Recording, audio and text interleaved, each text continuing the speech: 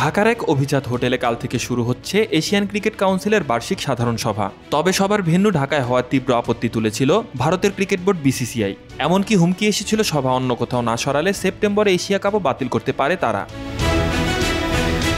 শেষমেশ জট কাটার ইঙ্গিত মিলেছে।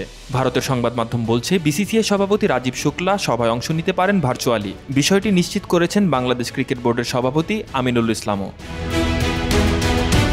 জানা গেছে ভারতীয় ক্রিকেট বোর্ডের পক্ষে রাজীব শুক্লার অনলাইনে সভায় যোগ দেওয়ার কথা আছে। শুধু ভারতই নয়, শ্রীলঙ্কা, আফগানিস্তান ও ওমানকে নিয়েও অনিশ্চয়তা তৈরি হয়েছিল শুরুতে। তবে আফগানিস্তান ও ওমান ইতিমধ্যে নিশ্চিত করেছে তারা যোগ দিচ্ছে।